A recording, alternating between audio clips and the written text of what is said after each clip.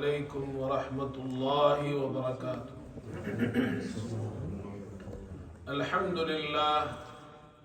الحمد لله وكفى وسلام على عباده الذين اصطفى. أما بعد فأعوذ بالله من الشيطان الرجيم. بسم الله الرحمن الرحيم. وما أرسلناك إلا رحمة للعالمين. صدق الله مولانا العظيم. بزرگان محترم اور برادران عزیز، سیرت طیبہ کا جو خوبصورت سلسلہ ہم نے شروع کیا ہے، اس میں گزشتہ بیان کے اندر ہجرت کے 34 سال کے واقعات بیان کیے گئے تھے، اور آج انشاءاللہ ہجرت کے 5ویں سال کے چند واقعات بیان کیے جائیں گے۔ یہ جو سلسلہ ہم نے شروع کیا تھا، اس کا مقصد یہ تھا کہ ہمیں مسلمانوں کو، ہمارے بچوں کو حضرت صلی اللہ علیہ وسلم کی سیرت طیبہ، آپ کی حیات مبارکہ کے بارے میں علم ہونا چاہیے کہ ہمارے پیارے نبی صلی اللہ علیہ وسلم نے اپنی زندگی کیسے گزاری، تاکہ ہم اس سے سبق حاصل کریں اور اپنی زندگی بھی اسی طرح گزاریں۔ تو یہ واقعات، سیرت کے واقعات ہمارے لیے سبق آموز واقعات ہیں۔ ہجرت کے 5ویں سال ایک واقعہ جو پیش آیا، اسے دومۃ الجندل کہا جاتا ہے۔ دومۃ الجندل یہ شام کے سرحدات پر تبوک کے قریب ایک علاقے کا نام ہے۔ مدینہ منورہ سے اس زمانے میں یہ تقریباً 15 دن کی مسافت پر واقع تھا، یعنی بہت دور کا علاقہ تھا۔ وہاں کے جو لوگ تھے، دومۃ الجندل کے لوگ، وہ لوٹ مار کیا کرتے تھے، مزدوروں کو لوٹتے تھے، سواروں کو لوٹتے تھے، اور پھر انہوں نے یہ منصوبہ بنایا کہ ہم مدینہ منورہ پر جو مسلمانوں نے حکومت بنائی تھی، حضرت صلی اللہ علیہ وسلم نے ہجرت کے بعد جو پہلی اسلامی حکومت اور اسلامی ریاست قائم کی تھی، اس پر حملہ کرنے کا منصوبہ بنایا۔ حضرت صلی اللہ علیہ وسلم کو اطلاع ملی تو آپ نے دومۃ الجندل پر حملہ کرنے کا ارادہ فرمایا، اور 1000 افراد کو لے کر آپ دومۃ الجندل کی طرف نکل پڑے۔ سفر آپ رات میں کیا کرتے تھے تاکہ دشمن کو اس کی اطلاع نہ ہو، اور تقریباً 15 راتوں کا سفر کرنے کے بعد آپ وہاں پہنچے، اور جب آپ صلی اللہ علیہ وسلم وہاں پہنچے تو اللہ تعالیٰ نے ان پر ایسی ہیبت طاری کر دی کہ وہ سب منتشر ہو گئے، کوئی بھی مقابلے میں نہیں آ سکا۔ آپ صلی اللہ علیہ وسلم کے ہاتھ میں اور مسلمانوں کے ہاتھ میں ان کے دشمنوں کے جانور، بکریاں اور اونٹ، وہ آئے۔ آپ صلی اللہ علیہ وسلم ان کو لے کر واپس ہوئے، اور اتنا بڑا سفر کیا آپ نے۔ اس کا فائدہ یہ ہوا کہ آس پاس کے جتنے بھی دیہات تھے، جتنے بھی علاقے تھے، وہاں کے رہنے والے تھے، ان پر ایک دھاک بیٹھ گئی۔ مسلمانوں کا ایک رعب اللہ نے ان پر قائم کر دیا۔ یہ واقعہ ربیع الاول میں پیش آیا۔ مدینہ منورہ میں امن اور امان قائم ہوا، مسلمان چین اور سکون کے ساتھ زندگی گزار رہے تھے۔ اور پھر ایک دوسرا واقعہ ہوا رجب کے مہینے میں۔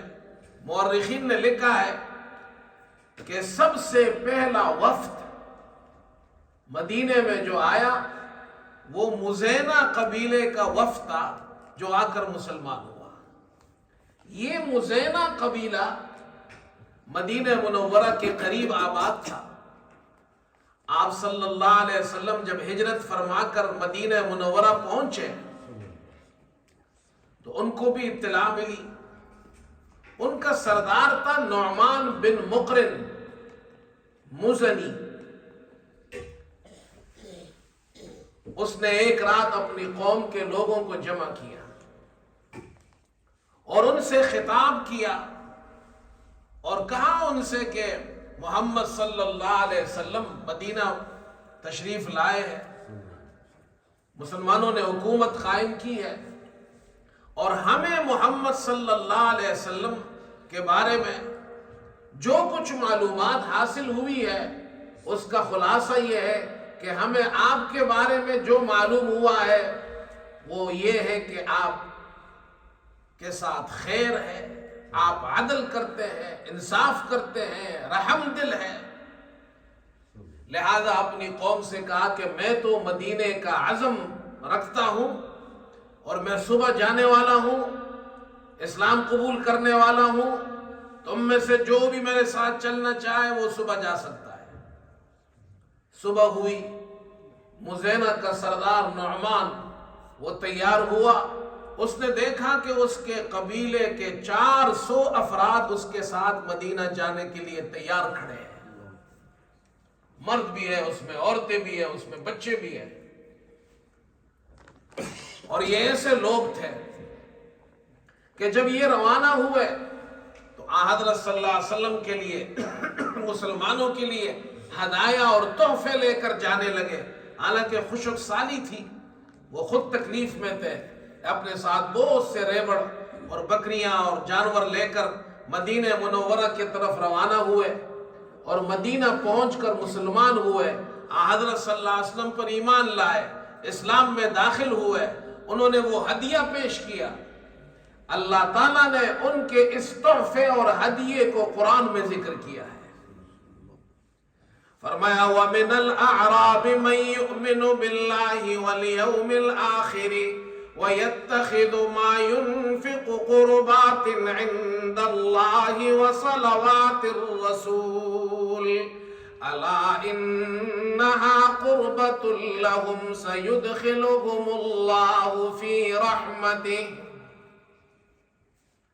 اللہ تعالیٰ فرماتے ہیں بعض دیہات والے لوگ ایسے بھی ہیں, اعراب دیہاتی لوگ جو اللہ پر ایمان لاتے ہیں, آخرت کے دن پر ایمان لاتے ہیں اور جو اللہ کے راستے میں خرچ کرتے ہیں اسے اللہ کے قرب اور محمد صلی اللہ علیہ وسلم کی دعاؤں کا ذریعہ بناتے ہیں کہ ہمیں اللہ کا قرب حاصل ہو اور محمد صلی اللہ علیہ وسلم ہمارے حق میں دعائیں کریں.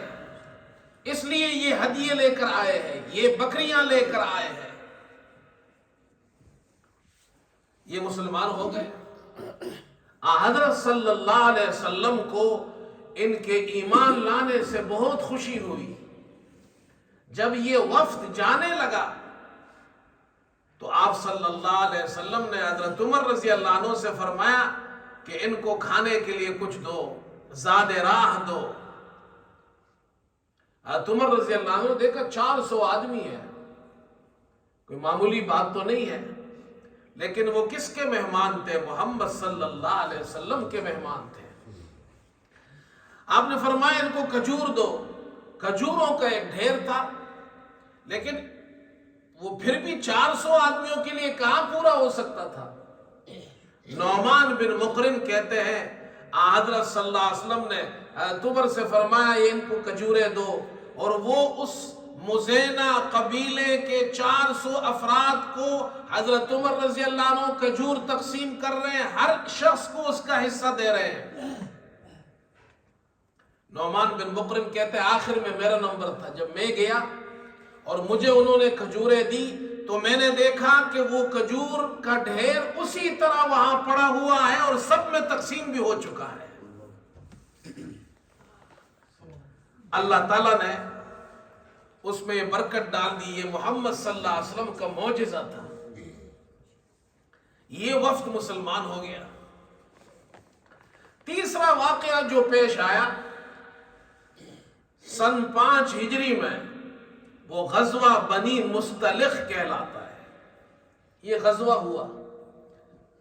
بعض مورخین نے لکھا ہے یہ 6 ہجری کو پیش آیا. ابن شہاب زہری کہتے ہیں کہ 5 ہجری کو پیش آیا، ہجرت کے 5ویں سال. بنی مستلق ایک قبیلہ تھا، اس لیے اس کو غزوہ بنی مستلق کہا جاتا ہے، اور اس کو غزوہ مریسیع بھی کہا جاتا ہے. مریسیع ایک چشمہ تھا، وہاں ایک تالاب تھا جس کے قریب یہ غزوہ ہوا تھا، اس لیے اس کو غزوہ مریسیع بھی کہتے ہیں، غزوہ بنی مستلق بھی کہتے ہیں. غزوہ بنی مستلق کا سردار تھا حارث بن ابی ضرار. حضرت صلی اللہ علیہ وسلم کو یہ اطلاع ملی کہ یہ مسلمانوں پر حملہ کرنا چاہتے ہیں، انہوں نے ارادہ کیا ہے مسلمانوں پر حملہ کرنے کا. حضرت صلی اللہ علیہ وسلم نے بریدہ بن حسیب اسلمی رضی اللہ عنہ کو بھیجا کہ جا کر معلومات حاصل کرو. حضرت بریدہ گئے، معلومات حاصل کی اور آپ سے فرمایا آ کر کہ اللہ کے رسول وہ معلومات ٹھیک ہے، وہ حملے کا ارادہ کر رہے ہیں، منصوبہ بنا رہے ہیں. حضرت صلی اللہ علیہ وسلم صحابہ کو لے کر نکلے اور بنی مستلق کی طرف روانہ ہوئے. 30 گھوڑے آپ کے پاس ہیں، 10 مہاجرین کے پاس اور 20 انصار کے پاس. اس غزوے میں ام المومنین حضرت عائشہ صدیقہ رضی اللہ تعالی عنہا اور ام المومنین ام سلمہ رضی اللہ عنہا بھی آپ کے ساتھ تھیں. مسلمان روانہ ہوئے تو ان کے ساتھ منافقین بھی روانہ ہوئے. منافقین مدینے میں رہتے تھے، مسلمان نہیں تھے، لیکن زبان سے اپنے آپ کو مسلمان کہتے تھے، اندر دل سے مسلمان نہیں تھے. اور وہ جو روانہ ہوئے ان کا مقصد اعلاء کلمت اللہ نہیں تھا، ان کا مقصد دین اور اسلام کی خدمت کرنا نہیں تھی. ان کا مقصد یہ تھا کہ ہم وہاں جائیں گے، مال غنیمت حاصل ہوگا تو ہمیں بھی مال ملے گا. وہ اس مال کی طمع اور لالچ میں مسلمانوں کے ساتھ روانہ ہوئے. یہ پہلا موقع تھا کہ منافقین بھی مسلمانوں کے ساتھ روانہ ہوئے، اور ان کا سردار عبداللہ ابن ابی وہ بھی ساتھ روانہ ہوا.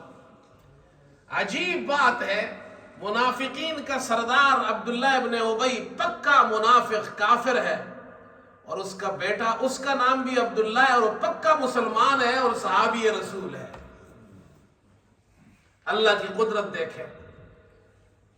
روانہ ہوئے، اور جب یہ مسلمانوں کا لشکر وہاں پہنچا، حضرت صلی اللہ علیہ وسلم نے صبح کے وقت ان پر حملہ کیا، اور وہ حملے کی تاب نہیں لا سکے اور منتشر ہو گئے، اور مسلمانوں کے ہاتھوں میں قید ہو گئے. 5000 بکریاں، 2000 اونٹ مسلمانوں کو مال غنیمت ملا، اور 700 افراد قید ہو گئے ان کے. 700 افراد. اب یوں سمجھ لو پورا قبیلہ وہ جو ہے قید ہو گیا. بنی مستلق قید ہو گیا، اور اس قید میں بنی مستلق کا جو سردار تھا اس کی بیٹی تھی جویریہ نام تھا اس کا، وہ بھی قید ہو گئی. یہ قیدی مسلمانوں میں تقسیم ہو گئے، جو لشکر کے لوگ تھے ان میں تقسیم ہو گئے. اور وہ جویریہ وہ قید ہوئی تو وہ ثابت بن قیس رضی اللہ عنہ کے حصے میں آئی، اور تھی وہ سردار کی بیٹی. تو سردار کو جب پتہ چلا میری بیٹی قید ہو گئی ہے، حارث بن ابی ضرار بنی مستلق کا سردار، اس کی بیٹی قید ہو گئی، تو وہ مدینہ آیا، بہت سے اونٹ لے کر آیا کہ میں یہ اونٹ فدیے میں دے کر اپنی بیٹی کو آزاد کروا لوں گا. حضرت صلی اللہ علیہ وسلم کی خدمت میں پہنچا اونٹ لے کر. لیکن اس نے ایک کام کیا، مدینے میں داخل ہونے سے پہلے 2 عمدہ اونٹ تھے، اسے مدینے سے باہر چھپا لیا۔ جب آپ صلی اللہ علیہ وسلم کی خدمت میں پہنچا اور عرض کی اللہ کے رسول میں یہ فدیہ لے کر آیا ہوں، میری بیٹی آزاد فرما دے، آپ نے فرمایا اے حارث وہ جو 2 اونٹ تم نے باہر رکھے اس کا کیا ہوا؟ اس نے یہ سنا تو کلمہ پڑھ کر مسلمان ہو گیا۔ حضرت صلی اللہ علیہ وسلم نے اس کی بیٹی کو آزاد کیا، جویریہ کو صرف آزاد نہیں کیا بلکہ آپ صلی اللہ علیہ وسلم نے اس سے شادی بھی کی، نکاح بھی ہو گیا، ام المومنین بن گئی۔ اللہ کی قدرت دیکھے، کل تک جو کافر تھا، کافروں کا سردار تھا، آج مسلمان ہو گیا، بیٹی مسلمان ہو گئی، حضرت صلی اللہ علیہ وسلم کی نکاح میں آئی، ام المومنین بن گئی۔ حضرت عائشہ رضی اللہ عنہ فرماتی ہے میں نے حضرت جویریہ جیسی بابرکت خاتون اپنی قوم کے حق میں کسی اور عورت کو نہیں دیکھا جو جویریہ جیسی ہو۔ اپنے قوم کے حق میں بڑی بابرکت ثابت ہوئی۔ جب مسلمانوں نے دیکھا کہ حضرت صلی اللہ علیہ وسلم نے جویریہ کو آزاد بھی فرمایا، شادی بھی کر لی، اور ان کی پوری قوم جو ہے وہ تو قید ہو گئی تھی، 700 آدمی قید ہو گئے تھے، مسلمانوں نے دیکھا کہ حضرت صلی اللہ علیہ وسلم نے ان سے شادی کر لی ہے اور اب وہ آپ کے سسرال بن گیا ہے، تو مسلمانوں نے اس خوشی میں جتنے قیدی تھے وہ سب آزاد کر دیے۔ اللہ اکبر! اسلام کتنی بڑی نعمت ہے میرے دوستو، اسلام لانے سے سب کچھ بدل گیا، آزادی بھی مل گئی، اسلام کی نعمت بھی مل گئی، شادی بھی ہو گئی حضرت صلی اللہ علیہ وسلم سے، اور پوری قوم آزاد ہو گئی۔ اسلام اللہ تعالیٰ کی بڑی نعمت ہے۔ جیسے میں نے عرض کیا کہ اس غزوے میں منافقین بھی ساتھ تھے، ان کا سردار بھی ساتھ تھا عبداللہ ابن ابی۔ جب آپ صلی اللہ علیہ وسلم واپس تشریف لا رہے تھے، مدینے کے طرف واپسی کا سفر تھا، تو ایک جگہ ایک مہاجر اور ایک انصاری کے درمیان کسی بات پر جھگڑا ہو گیا۔ تو انصار نے آواز لگائی اے انصار میری مدد کرو، اور مہاجر نے آواز لگائی اے مہاجرین میری مدد کرو۔ حضرت صلی اللہ علیہ وسلم نے جب آواز سنی، آپ باہر تشریف لائے، فرمایا ما بال دعوی الجاہلیہ، یہ کیسی جاہلیت کی پکار ہے، یہ تم کس طرح ایک دوسرے کو پکار رہے ہو، تو جاہلیت کی باتیں ہیں، دعوہا فانہا منتنا، ایسی باتیں مت کرو، یہ بدبودار گندی باتیں ہیں، یہ بدبودار باتیں ہیں، یہ گندی باتیں ہیں۔ علماء نے ایک بات یہاں اس جملے سے متعلق یہ لکھی ہے کہ حضرت صلی اللہ علیہ وسلم نے اس موقع پر فرمایا کہ تم جو یہ باتیں کر رہے ہو یہ بدبودار ہے۔ فرماتے ہیں علماء کہ اللہ تعالیٰ نے نیکی میں یہ اثر رکھا ہے کہ نیک کام کی خوشبو ہوتی ہے اور برے الفاظ اور گناہوں کی بدبو ہوتی ہے۔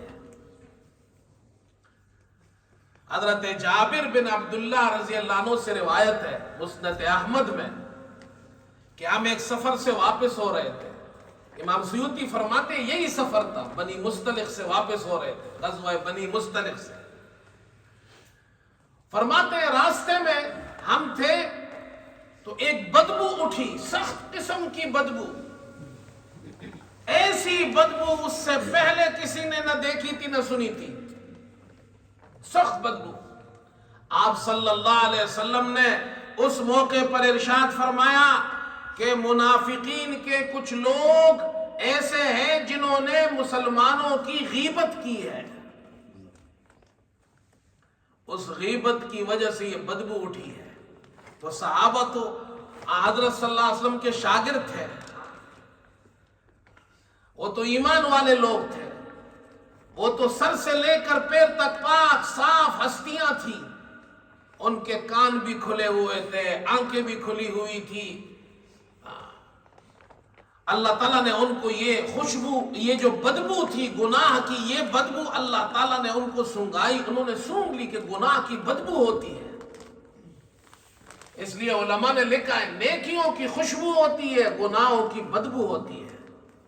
عبداللہ ابن عمر رضی اللہ عنہ کی روایت ترمذی میں فرماتے ہیں جب ایک مسلمان جھوٹ بولتا ہے تو یہ جو فرشتہ ہے کرامن کاتبین، جو فرشتے لکھتے ہیں، اور میں اس کے جھوٹ بولنے سے ایسی بدبو پھیلتی ہے کہ وہ فرشتہ اس سے 1 میل دور ہو جاتا ہے۔ نیکی کی خوشبو ہوتی ہے بھائی۔ سفیان بن عیینہ کہتے ہیں جب ایک مسلمان نیکی کا ارادہ کرتا ہے تو اس کے ارادے کی وجہ سے اس کے دل سے خوشبو اٹھتی ہے جو فرشتے سونگ لیتے ہیں، اور فرشتے سمجھ جاتے ہیں یہ نیکی کا ارادہ کرتا ہے۔ اور جب وہ برائی کا صرف ارادہ کرتا ہے تو اس کے دل سے ایک بدبو اٹھتی ہے، فرشتے سونگ لیتے ہیں اور جان لیتے ہیں اس نے گناہ کا ارادہ کیا ہے۔ ایک بزرگ فرماتے ہیں عبد الوہاب شعرانی رحمت اللہ علیہ، وہ فرماتے ہیں جب نیک آدمی کی موت ہوتی ہے تو فرشتے کہتے ہیں جزاک اللہ خیرن، اللہ تجھے اچھا بدلہ دے، تو بڑا نیک آدمی تھا، تیری وجہ سے ہم کتنی نیک مجلسوں میں جاتے تھے اور تیری عبادت کی پاکیزہ خوشبو ہم سونگتے تھے۔ اور جب کوئی گناہگار مر جاتا ہے تو فرشتے کہتے ہیں، وہی فرشتے کہتے ہیں اللہ تجھے خیر کا بدلہ نہ دے، تیرے ساتھ خیر کا معاملہ نہ ہو، تیری وجہ سے ہم بری مجلسوں میں جاتے تھے۔ فرشتوں کو تکلیف ہوتی ہے، گناہ کرتا ہے کوئی شخص، فرشتوں کو تکلیف ہوتی ہے، گناہ کی مجلس میں جاتا ہے فرشتوں کو تکلیف ہوتی ہے، فرشتے بد دعائیں دیتے ہیں اللہ تیرے ساتھ خیر کا معاملہ نہ کرے، تیری وجہ سے ہم بری مجلسوں میں گئے، تیرے گناہوں کی بدبو ہم سونگتے تھے۔ اسی لیے تو حدیث میں آیا ہے لہسن کھا کر مسجد نہ آؤ، حالانکہ لہسن کوئی حرام چیز نہیں ہے، لہسن کوئی حرام نہیں ہے، حلال غذا ہے، لیکن چونکہ اس میں ایک بدبو ہوتی ہے اور فرشتوں کو اس سے تکلیف ہوتی ہے، حضرت صلی اللہ علیہ وسلم نے اس سے منع فرمایا۔ جب فرشتوں کو لہسن سے تکلیف ہوتی ہے تو بتاؤ گناہوں کی بدبو سے کتنی تکلیف ہوگی ان کو۔ اس لیے حضور صلی اللہ علیہ وسلم نے فرمایا یہ باتیں چھوڑو، یہ بدبودار باتیں ہیں، یہ منافقین غیبت کر رہے ہیں، ان کی غیبت سے بدبو اٹھ رہی ہے۔ اور بھائی یاد رکھو ہمارے گھروں کے اندر آج کتنی بدبو اٹھتی ہوگی، یہ عورتیں لگی ہوئی ہے غیبت کر رہے ہیں، عورتیں تو بیچاری ویسی بدنام ہیں، اب تو مرد بھی غیبت کرتے ہیں، مرد بھی غیبت کر رہے ہیں، عورتیں بھی غیبت کر رہے ہیں، گھروں میں غیبت ہو رہی ہے۔ اب جب گھروں میں غیبت ہوگی تو فرشتے وہاں رہیں گے، فرشتے تو بدبو سے بھاگتے ہیں، گھر میں سکون نہیں ہے، پریشانی ہے، ماں باپ پریشان ہیں، بچے پریشان، میاں بیوی پریشان، کیوں؟ گناہ کرتے ہیں اور گناہوں کی بدبو سے گھر بھر گیا ہے۔ بھائی اللہ معاف کرے، کچھ لوگ تو مسجد میں بیٹھ کر بھی غیبت کرتے ہیں، مسجد میں بیٹھ کر بھی غیبت کر رہے ہیں، یہاں بھی بدبو پھیلا رہے ہیں۔ یاد رکھو غیبت کرنے والا جس جگہ ہوتا ہے وہ بدبو پھیلاتا ہے، وہ گندگی پھیلاتا ہے، فرشتے وہاں سے بھاگتے ہیں۔ اور غیبت ایسا گناہ ہے جس کا کوئی فائدہ نہیں ہوتا۔ آپ کو کیا، میں غیبت کروں نا، مجھے کوئی فائدہ، آپ غیبت کریں آپ کو کوئی فائدہ، 1 ٹکا نہیں ملتا ہے۔ اللہ اکبر۔ یہ منافقین جو تھے، ایک واقعہ یہ اسی غزوے میں یہ بھی پیش آیا، عبداللہ ابن ابی اس وقت جو منافقین کا سردار تھا وہ وہاں موجود تھا، اس نے ایک جملہ کہا جب ہم مدینہ جائیں گے، لَإِن رَجَعْنَا إِلَى الْمَدِينَةِ لَيُخْرِجَنَّ الْأَعَزُّ مِنْهَا الْأَذَلَّ، جب ہم مدینہ جائیں گے تو عزت والے نعوذ باللہ یہ ذلت والوں کو مدینے سے نکال دیں گے۔ وہ اپنے آپ کو عزت والے کہہ رہے تھے، وہ مسلمانوں کو ذلیل کہہ رہے تھے۔ زید بن ارقم ایک صحابی ہے، چھوٹی عمر تھی ان کی. انہوں نے یہ سن لیا, آ کر حضرت صلی اللہ علیہ وسلم کو بتا دیا. حضرت صلی اللہ علیہ وسلم نے ابن ابی کو بلایا. اس نے آ کر جھوٹی قسمیں کھائی کہ میں نے ایسی بات نہیں کی ہے, تو آپ نے چھوڑ دیا. اب زید بن ارقم کو بڑا ملال ہوا کہ یہ بات تو اس نے کی ہے اور میں نے سنی ہے. اللہ تعالیٰ نے مدد فرمائی. کم سن صحابی ہے, چھوٹی عمر کے صحابی ہے, لیکن صحابی رسول کا مقام اللہ کیا کتنا بلند ہوتا ہے کہ ایک شخص جو مسلمانوں کے خلاف ایک جملہ بول رہا ہے اور ایک صحابی نے سن کر آپ کو اطلاع دی اور اس منافق نے آ کر جھوٹی قسمیں کھائی. اللہ نے اس ایک صحابی کے اس سچ کو ظاہر کیا, منافق کے اس جھوٹ کو بھی ظاہر کیا. پوری سورت قرآن میں نازل کر دی جس کا نام سورہ منافقون ہے. یہ بچہ سچ بول رہا ہے اور یہ جو بابا جی ہے نا منافقوں کا سردار, یہ جو سردار بیٹا ہوا ہے یہ جھوٹ بول رہا ہے. یہ بچہ سچ بول رہا ہے. اذا جاءك المنافقون قالوا نشهد انك لرسول الله والله يعلم انك لرسوله والله يشهد ان المنافقين لكاذبون. یہ منافق آپ کے پاس آتے ہیں, گواہی دیتے ہیں آپ اللہ کے رسول ہیں. اللہ تعالیٰ فرماتے ہیں اللہ جانتا ہے کہ آپ اللہ کے رسول ہیں, لیکن اللہ گواہی دیتا ہے کہ یہ منافق جھوٹے ہیں. اب عبداللہ ابن ابی کا جو بیٹا تھا اس کا نام بھی عبداللہ تھا, وہ صحابی تھا, پکا مسلمان تھا. جب یہ لوگ مدینہ پہنچے, حضرت صلی اللہ علیہ وسلم کی عادت تھی کہ وہ سب سے آخر میں چلتے تھے. لوگ آ رہے ہیں. اب یہ عبداللہ ابن ابی جب مدینہ میں انٹر ہونے لگا, داخل ہونے لگا, اس کا بیٹا تلوار لے کر وہاں کھڑا ہو گیا دروازے میں. اپنے باپ سے کہا ایک قدم اندر داخل کیا تو تلوار سے ختم کر دوں گا. محمد صلی اللہ علیہ وسلم کے بارے میں, مسلمانوں کے بارے میں آپ نے ان کو یہ کہا ہم عزت والے ہیں اور یہ مسلمان ذلت والے, ہم ان کو مدینے سے نکالیں گے. خدا کی قسم جب تک تم یہ خود نہ کہو کہ تم ذلت والے ہو اور ہم عزت والے ہیں, یہ کہو اپنے آپ کو کہو کہ میں ذلیل ہوں اور مسلمان عزت والے ہیں, تب مدینے میں چھوڑوں گا. باپ نے جب یہ کہا تو بیٹے نے مدینے میں داخل ہونے دیا. عمر رضی اللہ عنہ کو اس موقع پر, یہ مسلم شریف کی روایت ہے, جب یہ پتہ چلا آپ نے فرمایا اللہ کے رسول اجازت دے اس کی گردن مار دوں. آپ نے ایک جملہ فرمایا دعہ لا يتحدث الناس ان محمدا يقتل اصحابه, چھوڑ دو, لوگ یہ نہ کہے کہ محمد اپنے ساتھیوں کو قتل کرتا ہے. اس لیے کہ لوگ تو ان کو مسلمانی سمجھتے تھے, وہ تھے تو منافق. لیکن ایک بات یاد رکھے, جو لوگ عربی نہیں جانتے ہیں وہ غلط معنی کرتے ہیں. آج کل تو بڑے فتنے پھیل گئے. ایک فتنہ یہ بھی ہے صحابہ اکرام سے بغض اور دشمنی اور عداوت دلوں میں رکھتے ہیں اور کہتے ہیں دیکھو اس حدیث میں حضور صلی اللہ علیہ وسلم نے منافقین کو بھی صحابہ کہا ہے. نعوذ باللہ, تو منافق بھی صحابی ہو گیا. نعوذ باللہ, منافق مسلمان نہیں ہوتا تو صحابی کہاں سے ہو سکتا ہے؟ کامن سینس کی بات ہے. منافق تو مسلمان نہیں ہے تو صحابی کہاں سے ہو سکتا ہے؟ یہ روافض کی کارستانی ہے. رافضیوں نے, وہ صحابہ کے دشمن ہیں, وہ کہتے ہیں یہ صحابہ جو تھے ان میں منافقین بھی تھے. نعوذ باللہ. بھائی منافق صحابی نہیں ہو سکتا.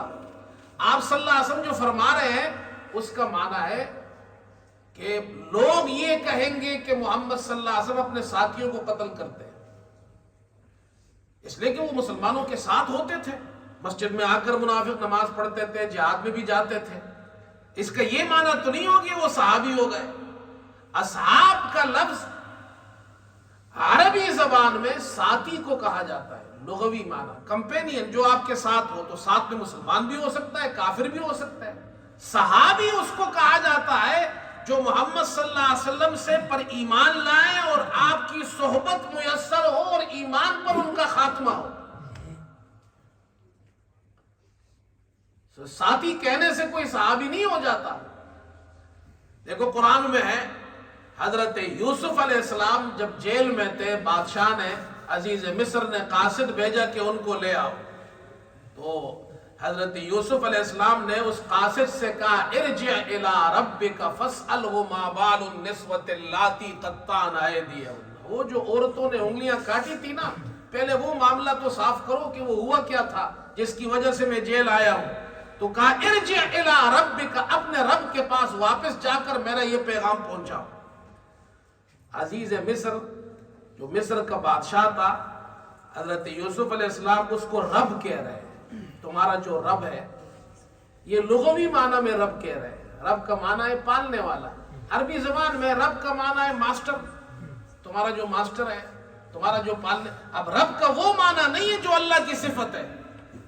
رب العالمین تو اللہ کو کہتے ہیں الحمدللہ رب العالمین. اب کوئی بیوقوف یہ کہے کہ یوسف علیہ السلام نے عزیز مصر کو رب کہا ہے، تو عزیز مصر کو رب کہنے سے وہ خدا کے ساتھ شریک نہیں ہوتا. اور منافقین کو ساتھی کہنے سے منافق صحابہ کے ساتھ شریک نہیں ہوتے. ان بیچاروں کے پاس تو علم ہے نہیں. اور میری عادت ہے میں نام نہیں لیتا ہوں لوگوں کے ممبر پر بیٹھ کر. ان بیچاروں کے پاس تو علم ہے نہیں، نہ قرآن کا علم ہے، نہ حدیث سمجھتے ہیں. اردو کی کتابیں پڑھ کر لوگوں کو، مسلمانوں کو دھوکہ دیتے ہیں. اب یہ کتنی بڑی جناب حدیث کے اندر غلط معنی کر رہا ہے ایک شخص، اس لیے کہ اس کی فیلڈ یہ نہیں ہے. ان فتنوں سے اپنے آپ کو بچاؤ. صحابہ سے جب تک مسلمان محبت نہیں کریں گے، یقین رکھیں ان کا ایمان کامل نہیں ہو سکتا. یہ جذباتی باتیں میں نہیں کر رہا. صحابہ تو وہ ہیں جن کے بارے میں قرآن کہتا ہے فَإِنْ آمَنُوا بِمِثْلِ مَا آمَنْتُمْ بِهِ فَقَدْ اهْتَدَوْا. اگر یہ باقی لوگ بھی صحابہ کی طرح ایمان لائیں گے تو ہدایت ملے گی. ان کو ایمان صحابہ کی طرح ہوگا تو ہدایت ملے گی. صحابہ کی طرح اگر ہمارا ایمان نہیں ہے تو ہمیں ہدایت بھی نہیں مل سکتی. اللہ ہم سب کو عمل کی توفیق عطا فرمائے. وآخر دعوانا الحمدللہ رب العالمین.